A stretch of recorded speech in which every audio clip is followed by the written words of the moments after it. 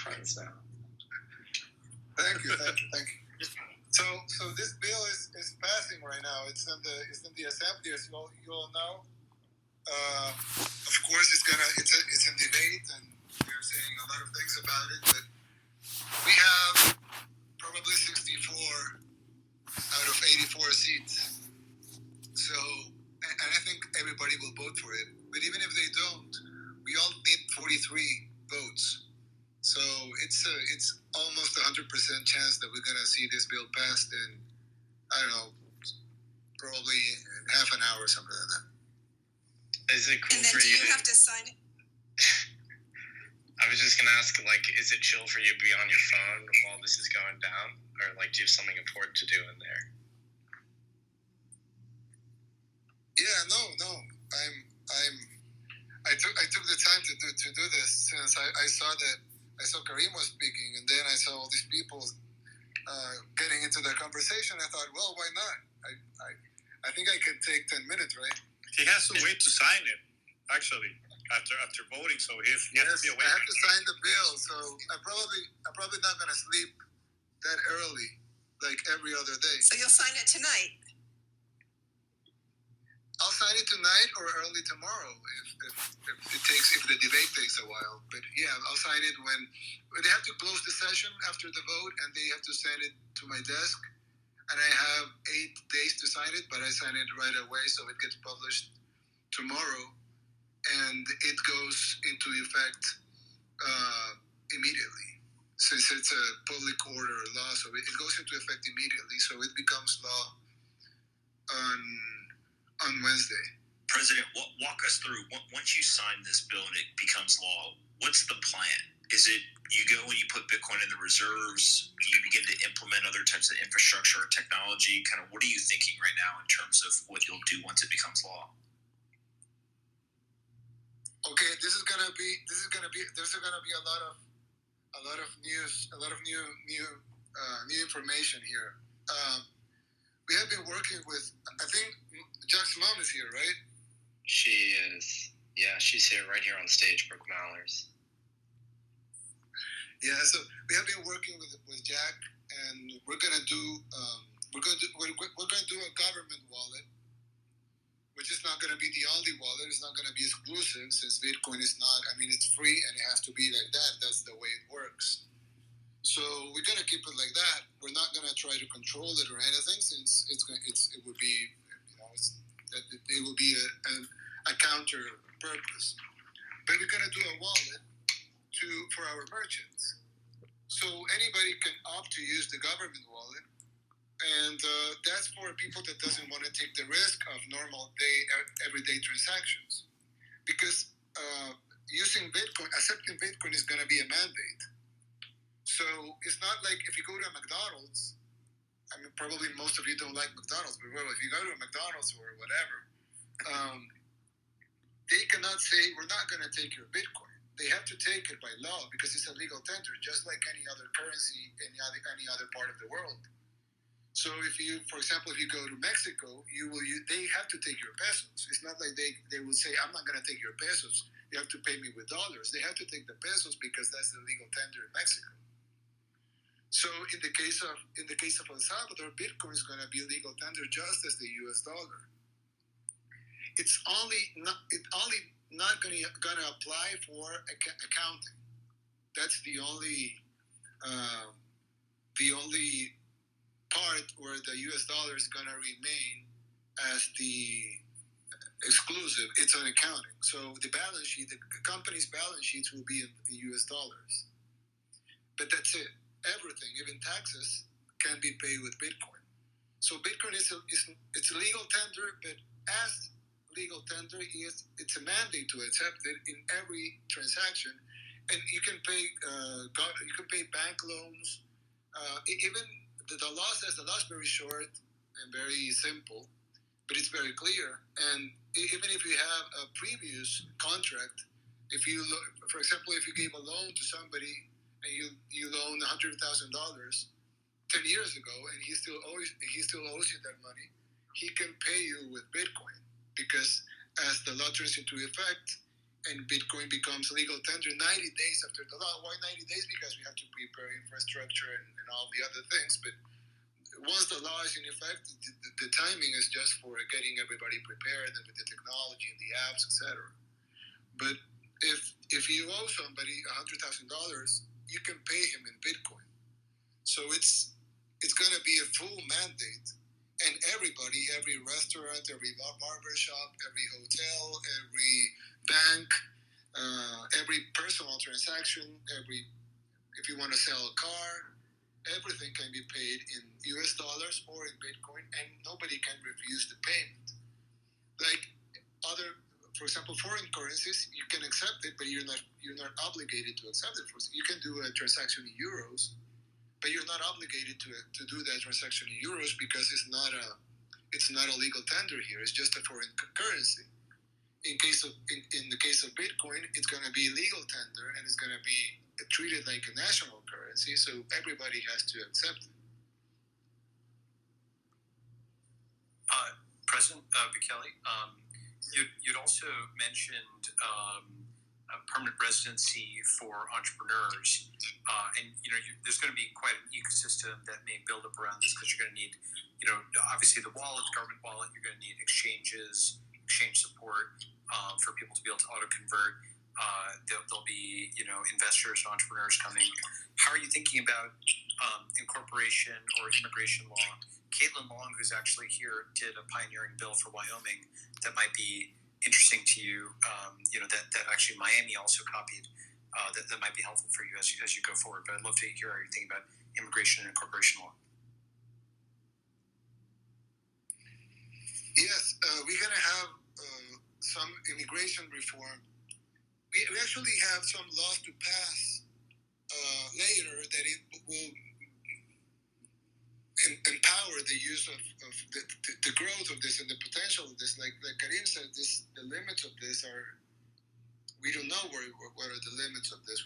We will find out with time, but we're ready to pass new legislation to help with things.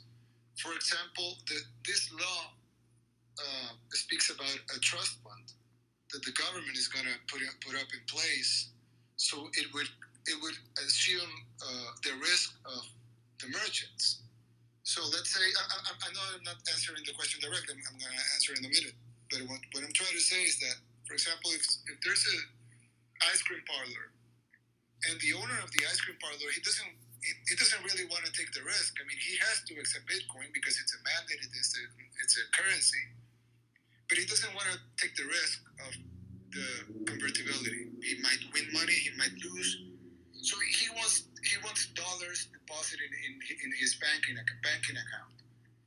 So when he sells the ice cream, he can ask the government to exchange his Bitcoin to dollars. Of course, he can do that in the markets also, but the government would have a fund to do it immediately. So it's not that volatile because the government is going to take the risk of the minutes or half an hour that's going to take for him to do his transaction.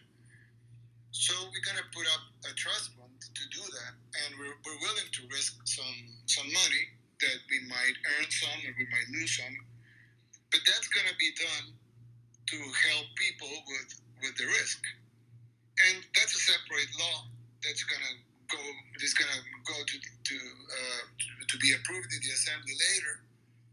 But it's just new laws that are going to promote and they're going to facilitate the usage of Bitcoin in El Salvador and exploit its potential. So, for example, with immigration, we're designing this new law that gives permanent residency to anybody that invests 3 Bitcoins in El Salvador. So if you buy a house or a car or 2 cars or whatever, but you have to invest, or you put some offices and you buy some computers or some office furniture, or you have to invest 3 Bitcoins. So once you get proof of investing the 3 Bitcoins, you would get, or that you will invest the 3 Bitcoins, you will get permanent residency. So it's going to be expressed in Bitcoins and not in US dollars because we want to make the people used to like some people like to say 1 Bitcoin equals 1 Bitcoin. So we want people to get familiarized to using Bitcoins as a unit alone, and not all the time being thought of the convertibility to the U.S. dollar, because that's not good for Bitcoin as a currency. It's like when Europeans go to a place and buy a car with euros, they don't convert the euros to dollars to buy the car. They just buy the car to the amount of what's expressed in the price in the car dealership. So we want to do that, and we want to promote people coming here, innovators, investors, entrepreneurs, Bitcoiners. They want to buy a vacation house or go and live by the beach or whatever, and we want to promote all this, and so we're gonna pass some legislation for immigration reform, and we're gonna pass some legislation for the trust fund, and some other legislation for access to the internet. We're gonna build a better infrastructure so people have more access. It's one of the articles of this new law says that the government has to provide and facilitate and promote the connectivity of the people and the technology, which is of course an app and a phone and an internet connection. So there's going to be new legislation coming soon that is not a necessity of this law, but it would definitely promote and widen the opportunities and the potential of this thing that it's happening here, and that it's probably going to be replicated in other countries as well. That's really interesting. I use Eunice. There's like jus sanguinis, which is citizenship by blood, and then jus solis, which is by law, and then jus ionis, which is by investment. And so 3BTC investment basically gets you citizenship. That's really interesting. Other countries have done things like that, but not denominated obviously in cryptocurrency. I think related to that, maybe I'm not sure if this is on your radar yet, but anything you can do on incorporation of the companies in terms of infrastructure, because that might be a third piece. As I mentioned, Caitlin is here, and she's done a lot of pioneering work on this. Might be an interesting person to speak to. Francis Suarez has adopted some of that, because you could become a sanctuary country for crypto. I think a lot of entrepreneurs, Bitcoin entrepreneurs, everybody would come there, and because the banking system would be friendly, everything would be friendly, so just something to think about. That's the third piece potentially, is your incorporation law. President, earlier somebody asked if the United States or the IMF had reached out, and you said yes. Could you tell us a little bit more about what those conversations were like? Yeah. No. Actually, I have a meeting with the IMF on Thursday, and we're going to speak about several issues, one of them being this law.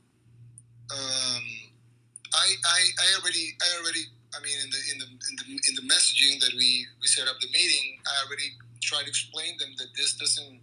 It's a huge change for the country, and it's a huge opportunity, and it's a big message for the world. But it's not going to change our macroeconomics. It's an opportunity for our merchants, or our businesses, for the people. It's an opportunity for the people that receives remittances. It's an opportunity for the people in the tourism sector. It's gonna promote economic development, the creation of jobs. It probably is gonna lower, or as Jack said, it's gonna take to zero the commission that a lot of people is paying. Some people are paying 30% commission into remittances, so they get $100 and they only get paid $70. So this is an opportunity for the growth of the economy of the country and of the people. So this shouldn't be of concern, but it should be supported, I think. And I try not to be pessimistic about what the international financial sector would think of it. I try to be positive because this is going to be good for the country, good for the people, good for investors, good for innovators, and it's going to solve a lot of problems in the U.S. too. Because the U.S. has a big problem at the border because a lot of people emigrate from Mexico, Guatemala, Honduras, and El Salvador.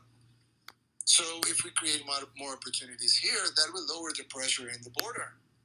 So, I mean, they should be happy about this.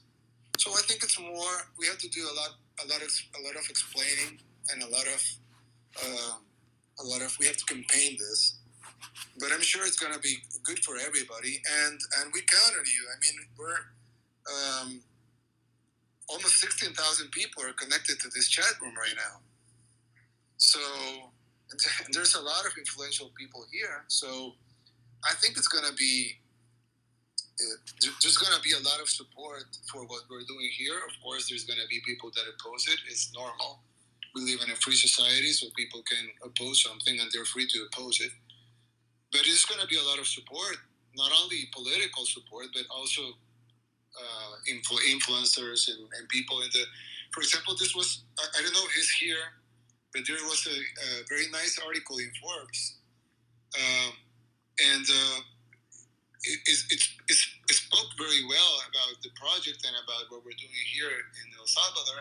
And I mean, we didn't get that kind of press before, so I think there's a lot of support that is gonna be built in this network that is new, and that it's gonna allure a lot of innovators and a lot of talent that is coming. Because I mean, we're not only talking about money. We're talking about technology. We're talking about talent. We're talking about fresh new ideas, and all of this is coming here. It has been already here, and it's coming more and more by the day.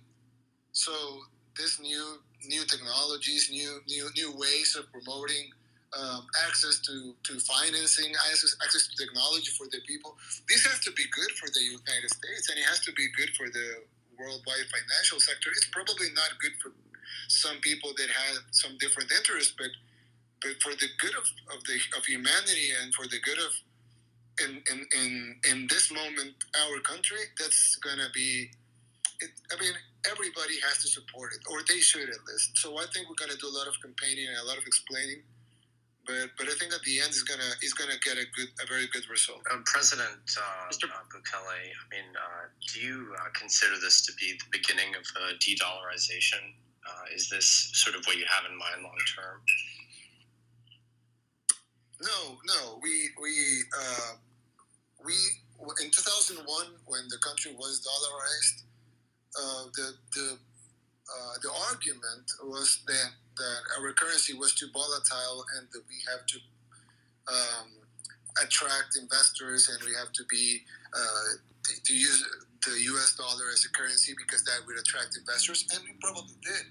Just to let you know, he was a minor when that happened. I know.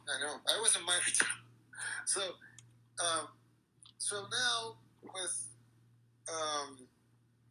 with this, we're doing that on the steroids, because now we have social media that we didn't have in 2001.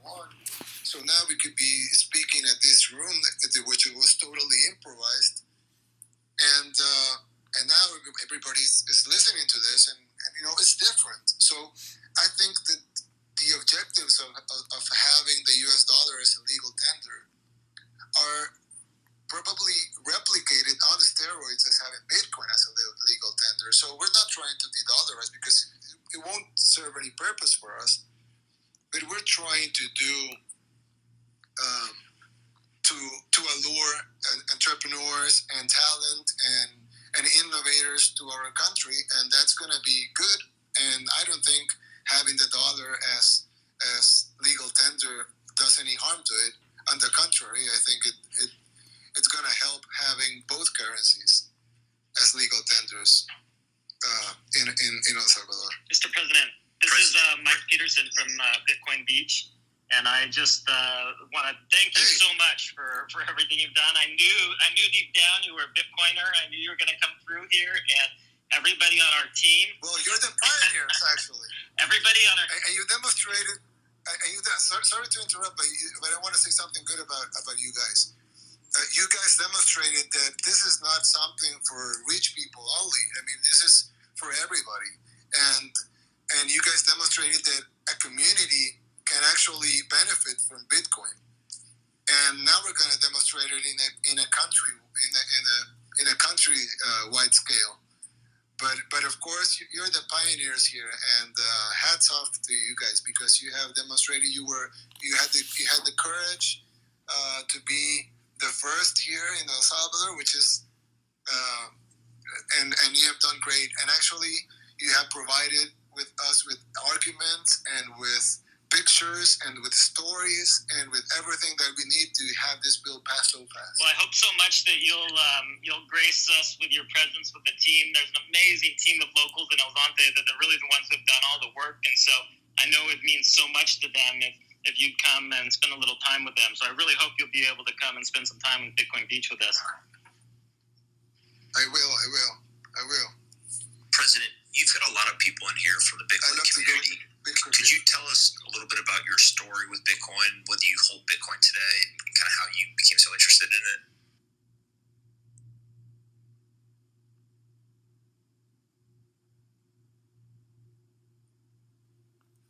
Oh? Did we finally break? Did we lose him? We might have broken Twitter Spaces. No, he's still there. I would like to ask a question. President? Oh, Yeah, I'm excellent. here. Sorry. Yeah, I thought, yeah. I pressed the wrong button. So, Okay, boomer. yeah, I'm not a boomer. So, I mean, I'm like Yusuf said in a, I think, I don't know if it was the same chat or I read about it, that we're big believers in the future. And I remember when I was a kid that I'm probably a little older than some of you guys and a little younger than others. And when I was a kid, I remember thinking about the future, and you would see like flying cars and these beautiful buildings with people having no problems, and everything was solved because of technology and everything, and the world was interconnected like it is right now. But everything was fine. There were no wars, and there was no hunger, nothing, no diseases. But now, if you talk to young people, I'm talking about 15-year-olds or even 20-year-olds, and you ask them about the future, they won't talk to you about flying cars or shiny buildings and no hunger. They will talk to you about nuclear war. They will talk about pests, about climate catastrophes, when did our vision of the future change from something beautiful to something so dystopic? But at the same time, we have to remember that we build our own future. It's not the future is not imposed on us. I mean, we build it. We human beings, we build our future. So why do we have to resignate ourselves to have a dystopic future if we can build the future that we dreamt when, at least when I was a kid, and probably some of you were too. And so I think Bitcoin as being the main cryptocurrency in the world solves a lot of problems. No oversupply. It doesn't. It's not in the hands. There's a lot of inequality that comes from the central banking system, because they pour new money in, but they choose where that new money goes to. But everybody pays the price of having their money being less of the quantity of the total amount of money. So Bitcoin, it's technology, it's the future. It solves a lot of things. It's very well thought of, and it's being supported by a lot of people that want to see a better world and a better future, and a lot of innovators and a lot of talent. So we want to support that too, and we're not. I could support it by being a Bitcoiner and put laser eyes in the picture. But we want not only to support it, but we want also to demonstrate that we can the world can benefit from it. And I think El Salvador is not only a country anymore. It's a symbol of what Bitcoin can do. And I'm sure there's going to be a lot of pouring in of new technology in a country that basically, we had very good plans 6 months ago, but it's not even near what the plans that we have now. So if we can change our future, and probably we will start seeing other countries follow.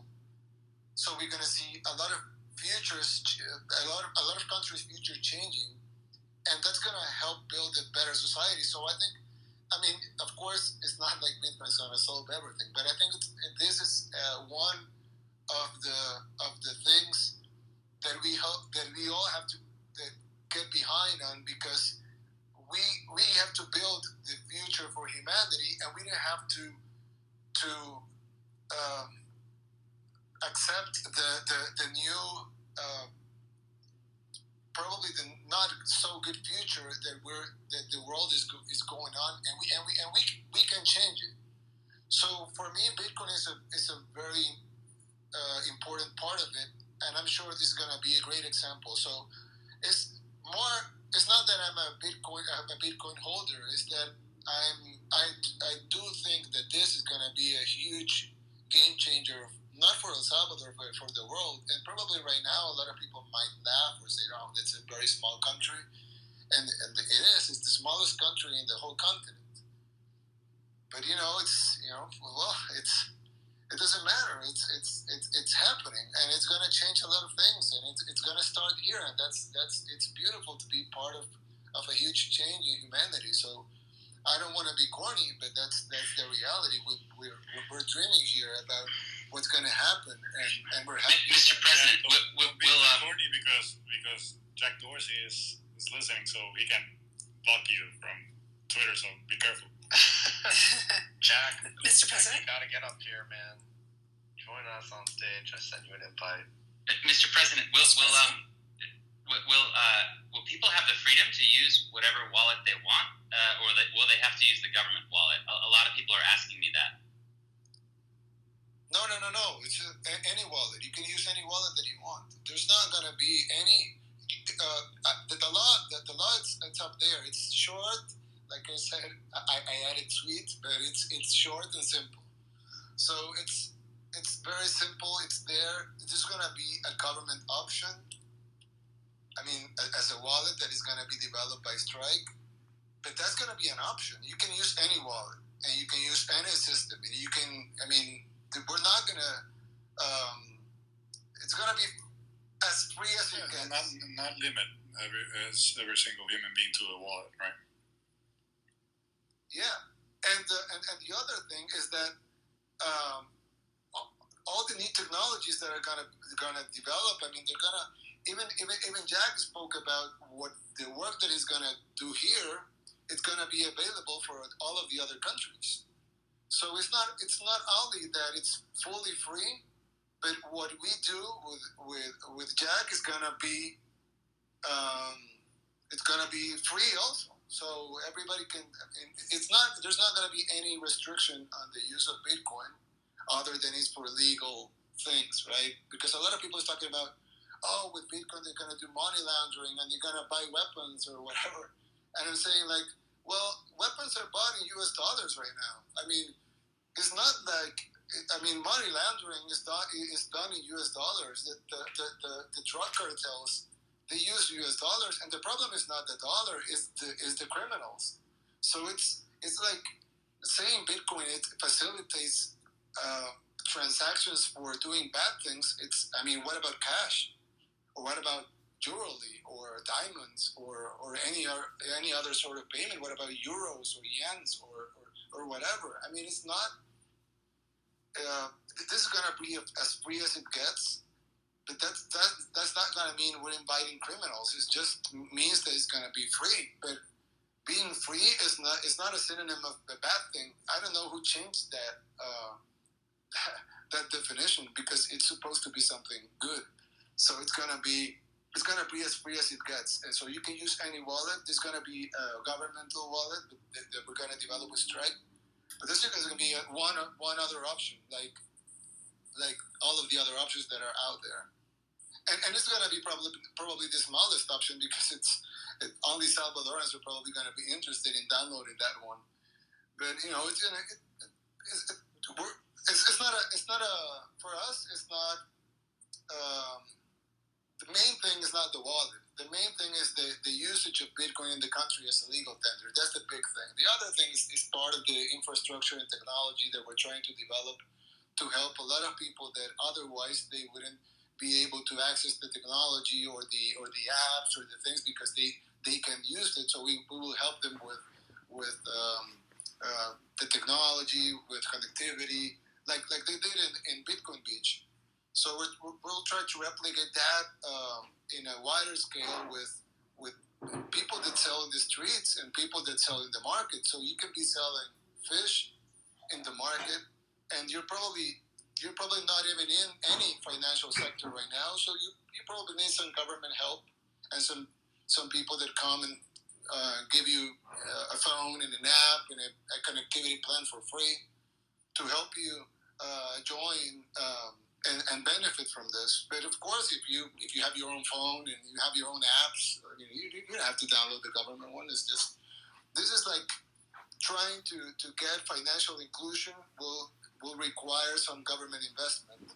So we'll try to do that investment. But that's not a requirement for everybody. It's just something the government will do proactively to go and benefit the people that are probably not going to benefit automatically because they don't have a smartphone or they don't have a stable internet connection. Mr. President, will you also be strengthening the property laws of El Salvador to recognize Bitcoin and to recognize outright property rights in Bitcoin? And then also as a follow-up, you mentioned in the law instantaneous conversion to the US dollar. That implies that you have a clearing account with the Federal Reserve. I'm curious how the instantaneous conversion to dollars will be taking place. Thank you.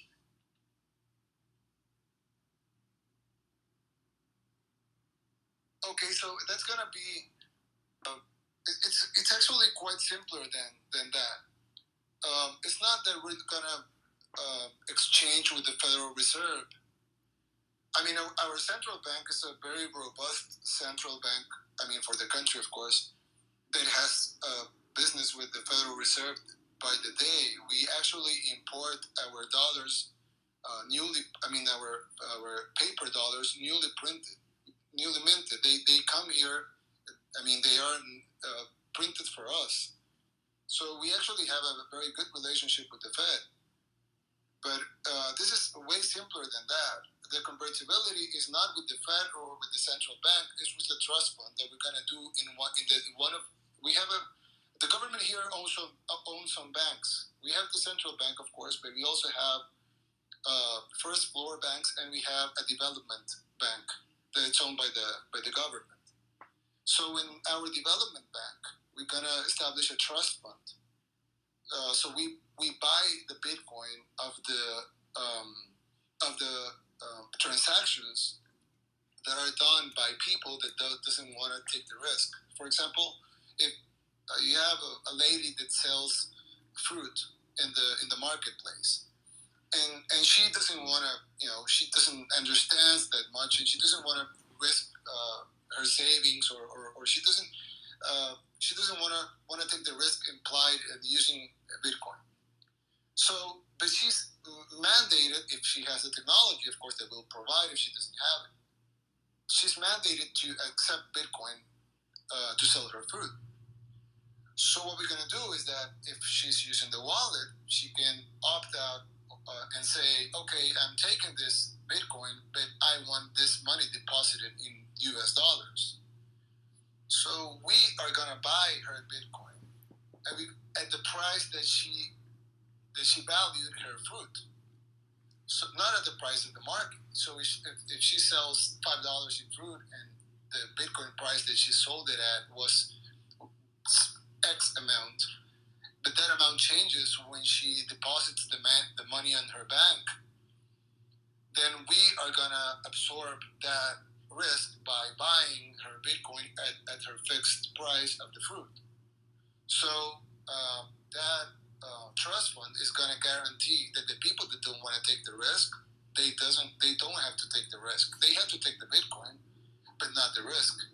So they will translate that risk to the government, not to the trust fund of the bank of the government. Now, this risk might turn into a profit for the government, or it might turn into a loss for the government. So the trust fund is going to be supported by some losses and some gains. And at the end, we might lose some money out of the trust fund, or we might earn some money out of the trust fund. But it doesn't matter, because the purpose of the trust fund is not to make money; is to support this decision of having Bitcoin as a legal tender, and that it runs for years and years with no problems, because we have this trust fund that allows us to absorb the risk of the small merchants that don't want to take the risk. So it's actually very simple, and it doesn't involve the Federal Reserve or even our central bank. It's just a trust fund in our development. Have you heard the term market maker, Mr. President? Because if not, or maybe you have, but some of those guys might be able to help with this, because it sounds very similar to people who do market making, or basically are both on the buy and the sell side to provide liquidity. Yeah, I'm not that well versed in that. Mr. President, are you planning on doing mining? Is the government going to mine Bitcoin or encourage the mining of Bitcoin in El Salvador? I never thought of it, but like Karim said, this I mean, every day is going to be new ideas. So we're not thinking of mining, but we can do something to promote mining, of course. And we have some right now thinking of it. I mean, I haven't thought of it, but right now thinking of it. We have a plan. This has nothing to do. Well, it had nothing to do with Bitcoin, but we had a plan because we have geothermal energy here, energy that you get from volcanoes. So we actually have plants that get clean 100.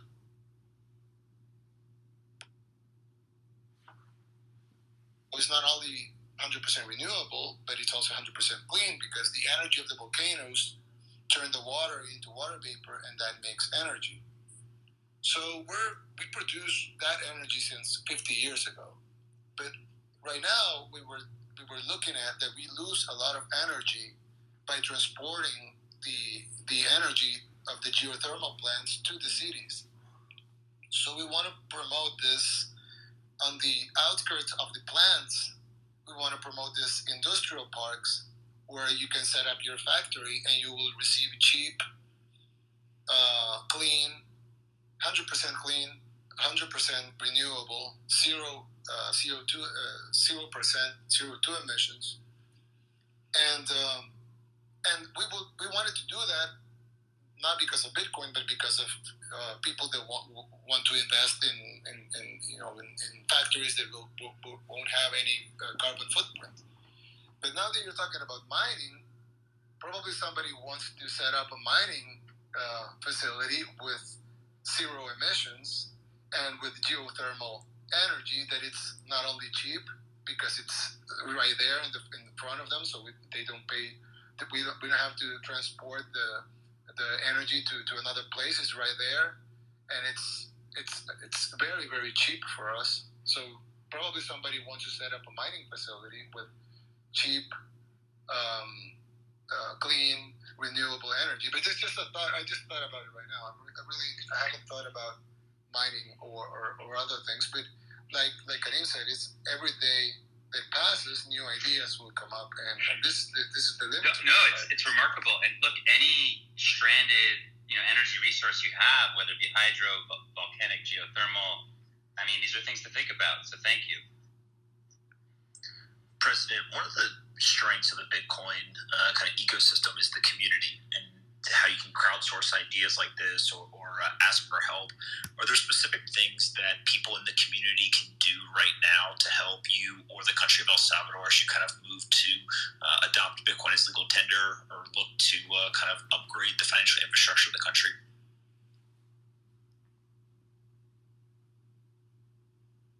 Well, I don't know. Probably there's a lot more things to do. I think that we should this is just a thought, but I think we should support this move because a lot of people are probably going to attack it just because they oppose it or because they don't like it or because they promote other ideas, which are fine. But I think we should support this as I mean, anybody can support it by their own means. They can give their opinion. They can write an article. Whatever. So I think we should support this so this takes a strong hold. And it's not like just an idea or just a bill that was passed by Congress in a country, but it's a thing that it's strong and it's proving that it carries benefits for the common folk. And if that happens, you would see dozens of countries doing the same thing. And then it would evolve in something even more because then you're not talking about one legal tender, two legal tenders, or three legal tenders, but you're talking about a currency that is being widely used by a lot of countries. So that will have financial implications. I'm not an economist, but I would guess there are a lot of economists here, and they can explain better the financial implications of what would that mean. But I think I'm gonna try and focus on having this project succeed, so we can have a strong system working here, and that would be probably it would create a domino effect, and that would probably turn into what you're saying. But I think we should have this more strongly functioning, so then you can take other steps. Mr. President, many of us Bitcoiners in this room, including the Americans, are worried about the prospects for high inflation over the next decade or so. Does this motivate your decision at all, the prospects for inflation in the U.S. dollar?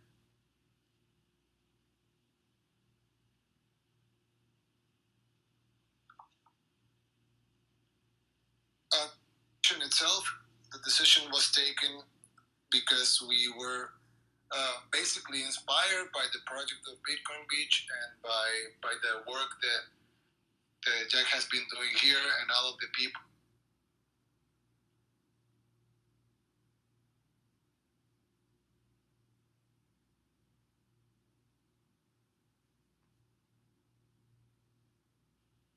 I think we might have lost you at the end there. Did we lose him or Did we lose him? I lose you all?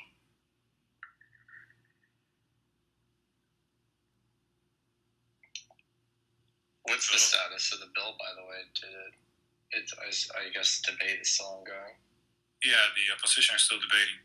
It's like a filibuster, but without the ability to filibuster for days or for hours. What's the opposition? Is it the bankers, Kareem? Who? Is it the bankers that are opposing it? Well, maybe they are. No, I don't know. I'm not saying the bankers. I mean, just the political opposition in Congress. Maybe some people that are financing them are opposed to, but yeah, I cannot pinpoint anyone specifically. But the political opposition in Congress. He's in a listener mode right now. I don't know if we can put him back in as speaker. Who? Oh. Yeah, we've lost him. Yeah, maybe he received a phone call or something because they're discussing something. Maybe I don't know. He's got work to do. Can't expect him to be on Twitter all day. But he's here. Can you pull him up, Nick? I'm looking. I'm assessing. Come on, Nick. There's 20,000 people waiting. Let's go. 22,000. Twitter Spaces is a little challenging, friends.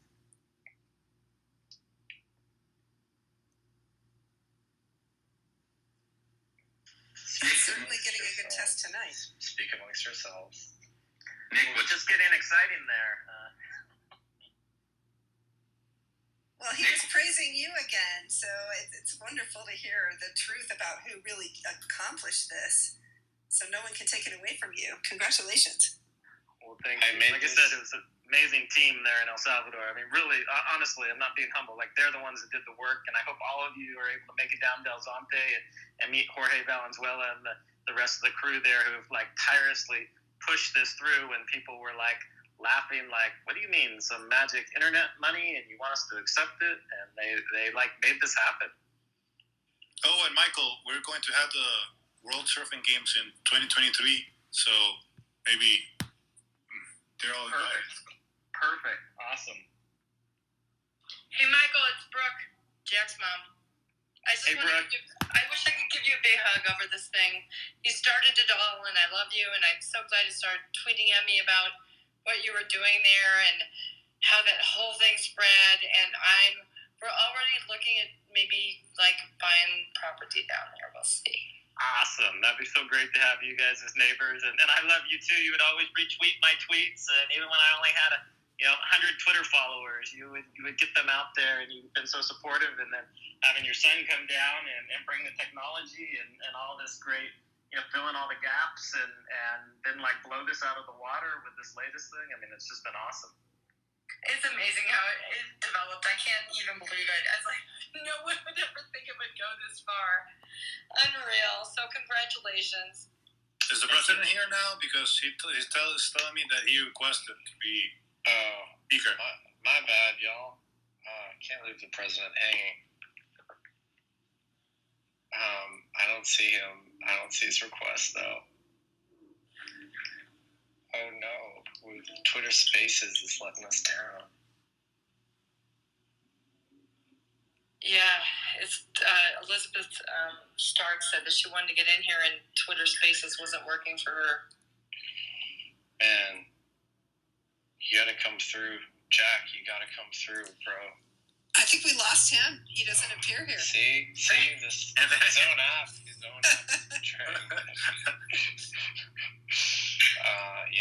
I'm not even seeing the president in the list of folks in the room anymore. Maybe he left to come back and maybe to like restart or something. Oh, I see. He just popped in again. We're live. El Presidente is back. Welcome back, sir. El Presidente. Can you hear me now? Yes, sir. Yes, we can. Can I ask you? Can we? I was just using the phrase of, I think it's an old ad. You're too young to remember that. Which one? What phrase? Can you hear me? Oh yes. This is news for all of you. The president is getting old. He's turning 40. I'm sorry. I thought like it was a joke. months. Nobody He's laughed. turning 40 in 2 months. So yeah, he's not as 60. young as he used to be. 21,000 people and nobody laughed at my joke. Yeah, that's. Sorry. I should be. I'm really Sorry, old. What's the status of the bill? How are we looking? Well, right now the opposition is talking again, but the last guy that was talking just finished. Now the another guy is talking, so we have to wait for him for 5 minutes or so, I guess, and then it continues and continues and continues until they vote. And the vote takes around maybe 2 to 3 to 5 minutes, and that will be it.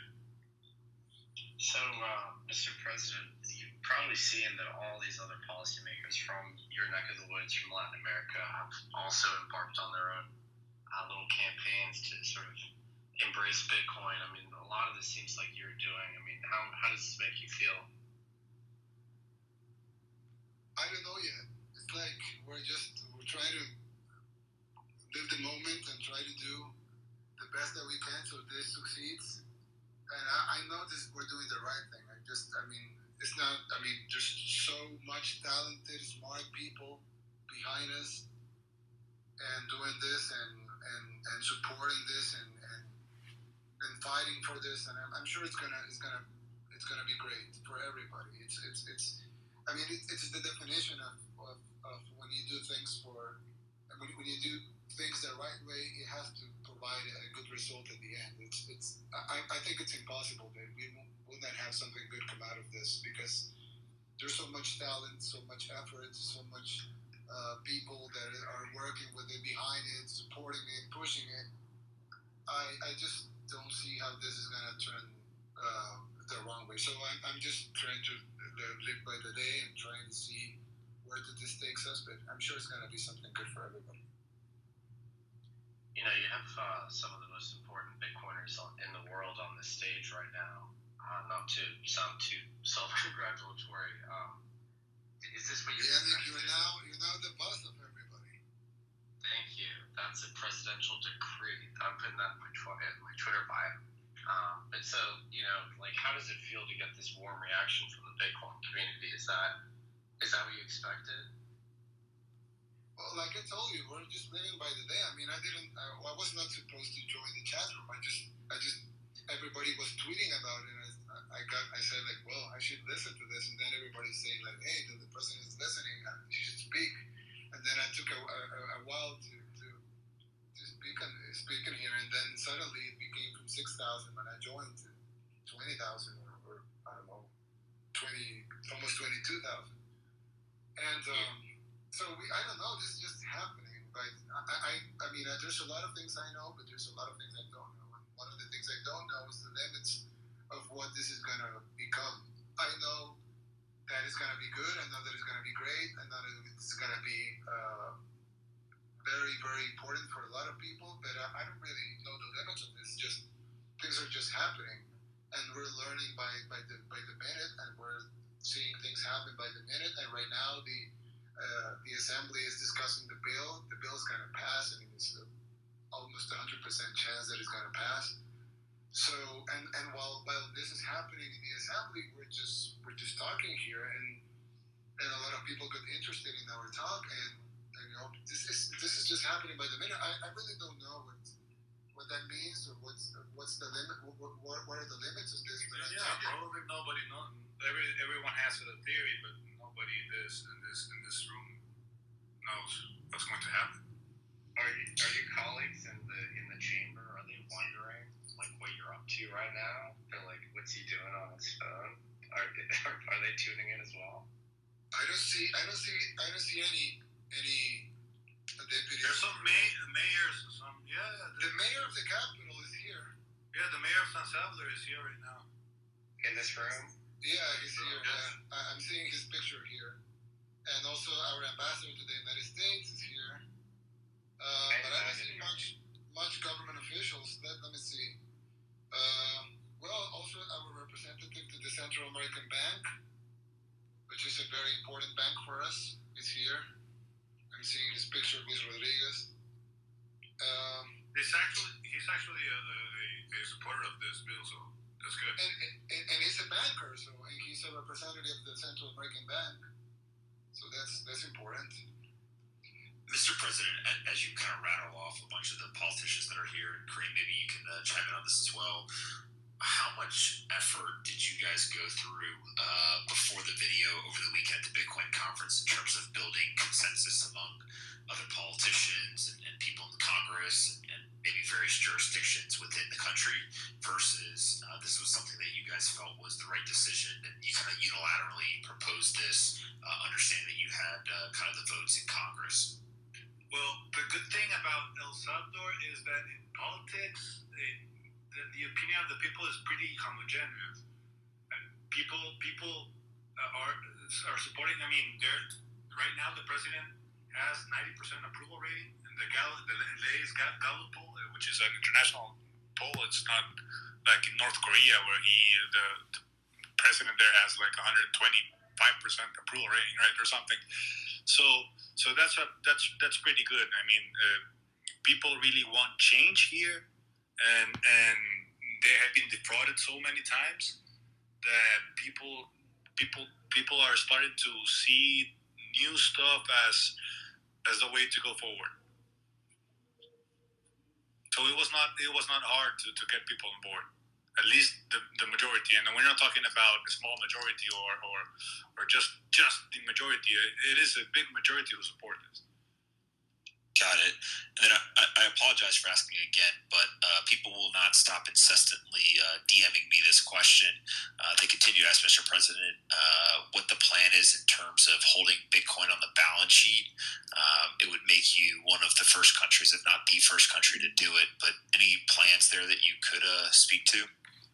We're going to hold probably $150 million in the trust fund, but it's not going to be a reserve. It's going to be a trust fund, and it's not going to be in the central bank, but in our development bank. But I think that's a huge step, and things are going to evolve, probably not only in El Salvador, but in the world. So our plans right now is to hold at least $150 million in our trust fund. And I know that's not a huge sum, but for us it's quite considerable, and it's going to be in our development bank.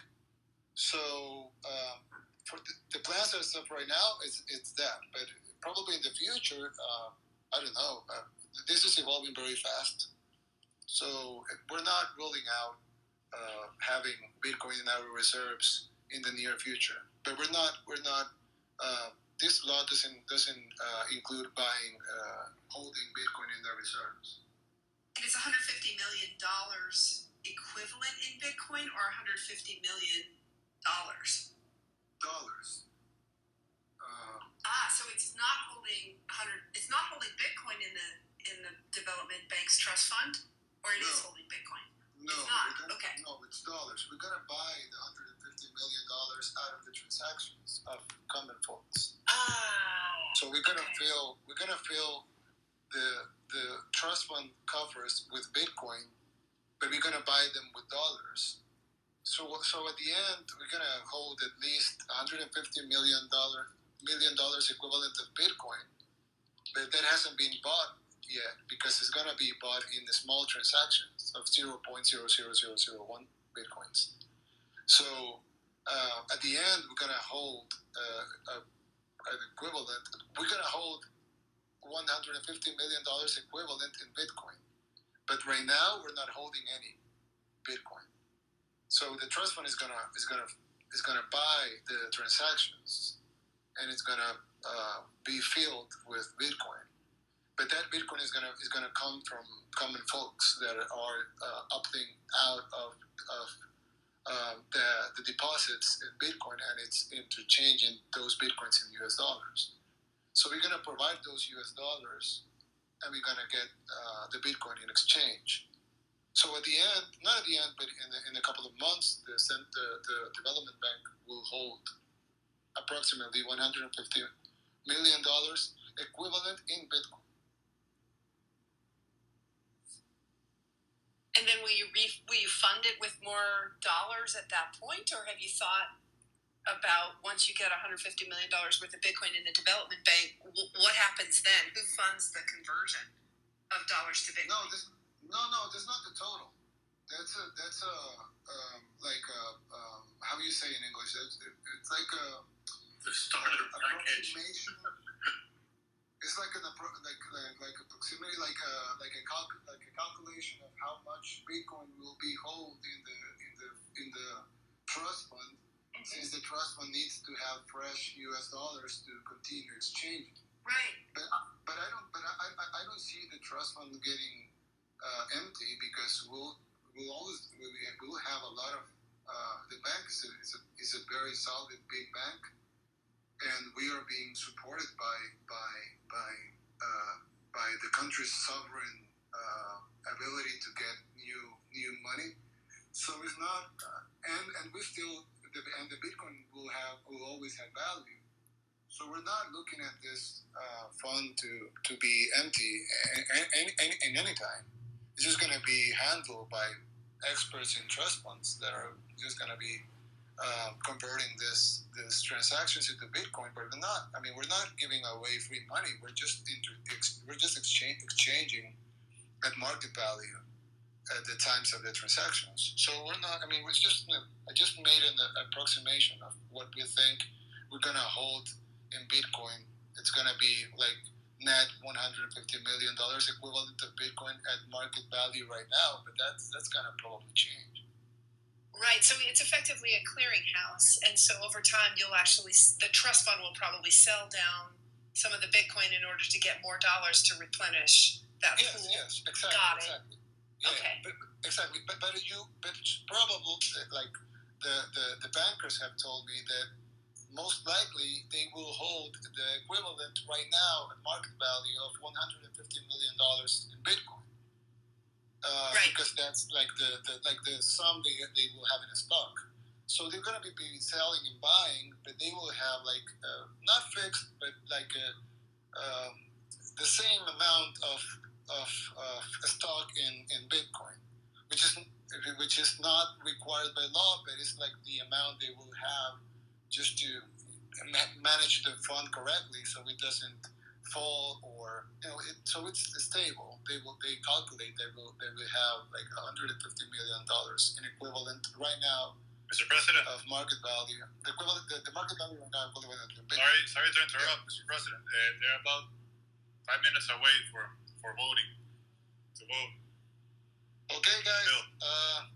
5 minutes away. The last speaker.